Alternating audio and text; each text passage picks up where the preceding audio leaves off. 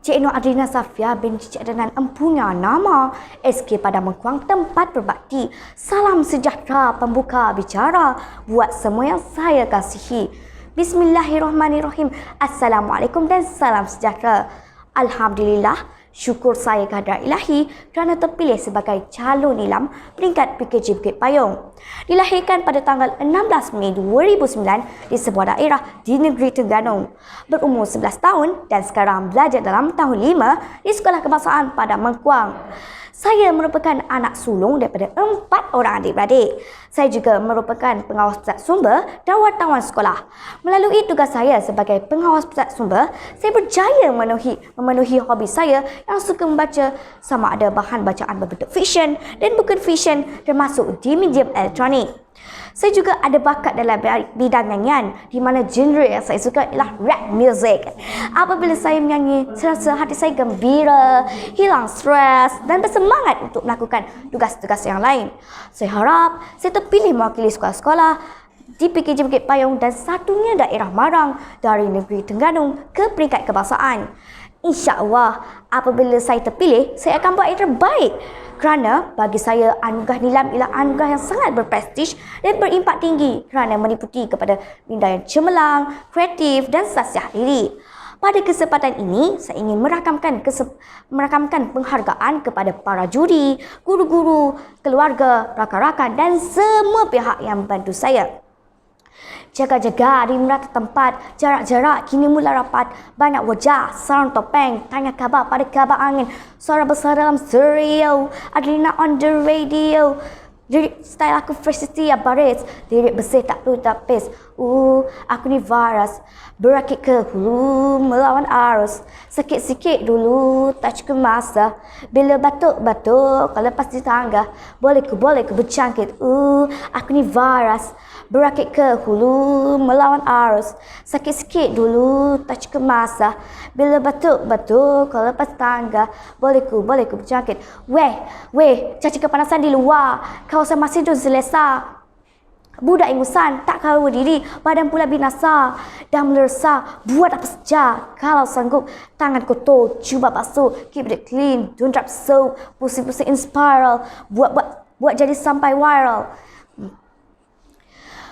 Di mana bumi ku pijak, di situ langit ku junjung. Alang-alang menyelup perkasam, biar sampai ke pangkal lengan.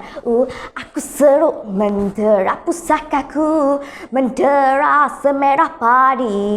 Antara baik lagu Mendera Semerah Padi yang saya nyanyikan tadi terdiri daripada peribahasa, iaitu di mana bumi ku pijak, di situ langit ku junjung, dan alang-alang mengeluk perkasam biar sampai ke pangkal lengan. Kelasa tersebut merupakan peribahasa dan perumpamaan yang biasa kita dengar. Sebenarnya banyak lagi peribahasa dan perumpamaan yang merupakan sebahagian daripada khazanah bangsa. Sehubungan dengan itu, saya menulis sebuah buku yang bertajuk Koleksi Peribahasa dan Simpulan Bahasa untuk slot transisi buku saya. Buku ini dikategorikan buku bukan fiksyen ataupun boleh dipanggil buku ilmiah. Disebabkan buku ini merupakan koleksi atau himpunan bahasa, maka tidak ada pengarah khusus, tetapi disusun oleh sidang pengarah dan diterbitkan oleh Ciptaan Jiwa Seni Sendirian Berhad yang beralamat 104 Jalan Sultan Abdul Samad, Brickfield, Kuala Lumpur. Buku setebal 296 halaman ini telah diterbitkan pada tahun 1998 dan diulang cetak pada tahun 1999 dan pada tahun 2000.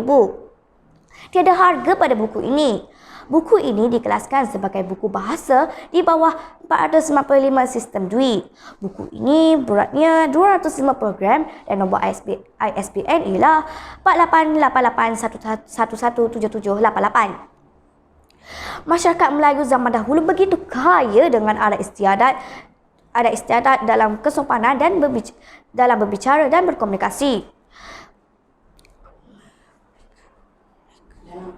Dalam perhubungan seharian, sekiranya ada ahli-ahli komuniti melakukan kesalahan atau tingkah laku, mereka tidak akan menegur atau memarahi secara langsung, tetapi mereka menasihati secara berhemah dan bertata susila agar individu yang ditegur itu tidak berasa tersinggung atau kecil hati. Sesuai dengan judul buku ini, koleksi peribahasa dan simpulan bahasa. Maka isi buku yang terkandung dalam buku ini menghampiri 3,000 peribahasa yang sebahagian besarnya ialah perumpamaan atau bidalan. Saya kongsikan beberapa aspek menarik tentang buku ini. Yang pertama, perumpamaan dan simpulan bahasa yang terkandung dalam buku ini merupakan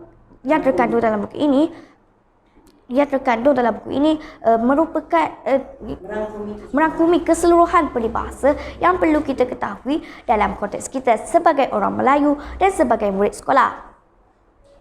Secara tidak langsung dapat membantu meningkatkan penulisan karangan kita kerana setengah karangan berbentuk fakta perlu disisipkan dengan peribahasa yang bersesuaian dengan tajuk. Yang kedua, isi fakta dan maklumat telah disusun dengan rapi mengikut abjad. Ini memudahkan kita untuk membuat rujukan. Penerangan tentang sesuatu makna, perumpamaan dan simpulan bahasa telah dirungkaikan dengan jelas dan terperinci. Terdapat juga himpunan perkataan dan erti perkataan yang juga disusun mengikut abjad untuk membantu kita kerana terdapat banyak kosakata yang agak baru bagi saya. Yang ketiga, buku ini memberi info yang tepat tentang sesuatu sebutan atau tulisan. Contohnya, harapkan pagar makan padi yang membawa maksud dikinati oleh orang kepercayaan. Sebenarnya bukan pagar tetapi pegar yang merujuk kepada jenis burung. Burung ini sepatutnya tidak makan padi. Itulah saya terpelik. Takkanlah pagar ada mulut. Satu lagi perumpamaan yang saya salah persepsi iaitu bagai melepaskan batuk di tangga yang membawa maksud membuat kerja secara main-main atau tidak bersungguh-sungguh. Setelah saya merujuk kepada buku ini, barulah saya tahu bahawa batuk yang dimaksudkan bukanlah buat batuk. Tetapi ini gayung yang digunakan untuk mencedok air dari tempayan. Sepatutnya selepas digunakan disangkut, bukannya dilepas di tangga. Yang keempat, penulisan esei yang baik memerlukan pemilihan kosakata yang pelbagai dan tepat. Melalui buku ini, saya berpeluang mempelajari dan mengetahui banyak perkataan baru dan menarik. Antaranya ialah alu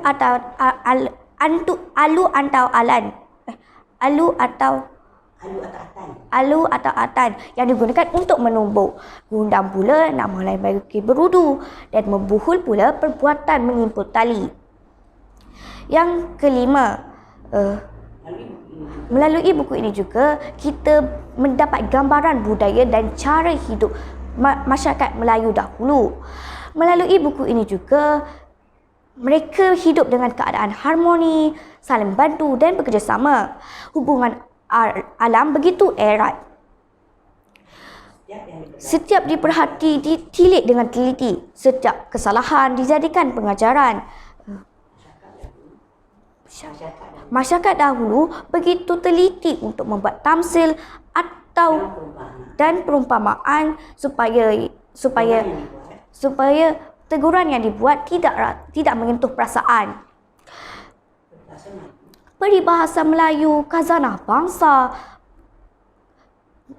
warisan nenek moyang kita, membentuk etika dan tata susila, khazanah yang amat berharga. Adat lama pusaka usang, bumi dipijak, langit dijunjung. Selama hayat dikandung badan, hidup berakal, mati beriman. Secara keseluruhan buku ini, saya bagi 4/5 bintang. Untuk cetakan akan datang, saya cadangkan diselit dengan ilustrasi yang bersesuaian dan menarik. Sekian, terima kasih. Penularan wabak COVID-19 di negara kita bermula seawal 25 Januari 2020 selepas kemasukan pelancong Cina melalui selatan tanah air. Berlaku perubahan tampuk pemerintahan negara dan Kerajaan Perikatan Nasional yang diterajui oleh Perdana Menteri Tan Sri Muhyiddin Yassin atau Abah telah memberi beberapa pendekatan yang betul dalam usaha membendung penularan wabak ini.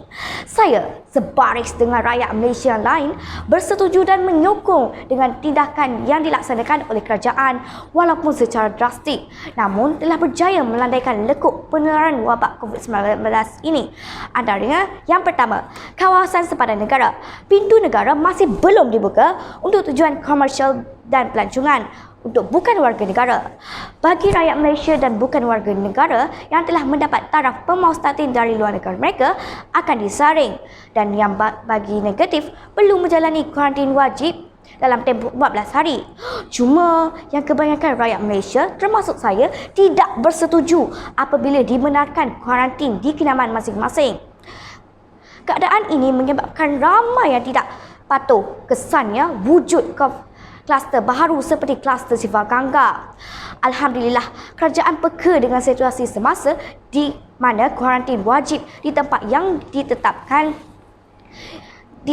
dikuatkuasakan semula. Yang kedua, sektor pendidikan juga turut terjejas dengan penularan wabak COVID-19 ini. Dalam tempoh PKP, institusi pendidikan termasuk sekolah dan institusi pendidikan pengajian tinggi ditutup.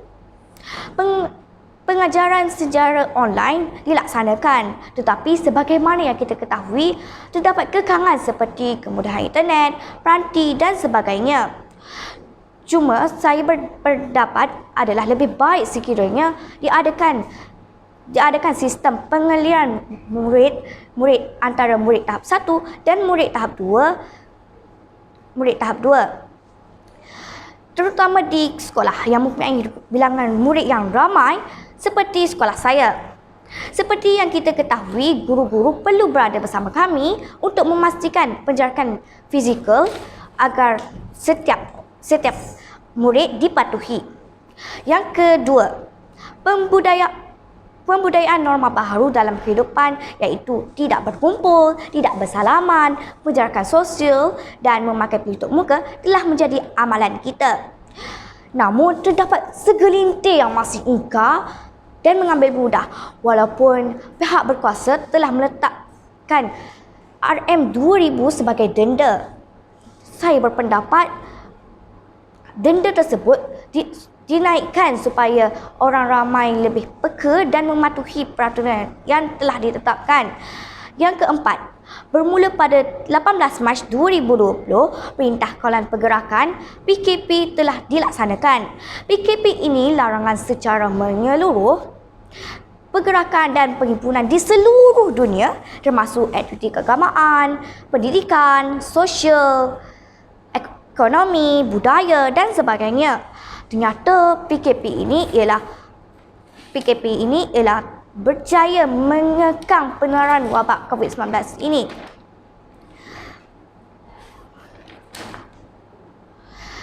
Yang kelima, setelah hampir 2 bulan sekolah beroperasi sepenuhnya, apa yang saya perhati, pematuhi SOP sememangnya berlaku dalam kawasan sekolah kerana kami sentiasa berada di bawah pengawasan guru-guru. Tetapi apabila di luar kawasan sekolah, ramai yang tidak mematuhi penjarakan fizikal.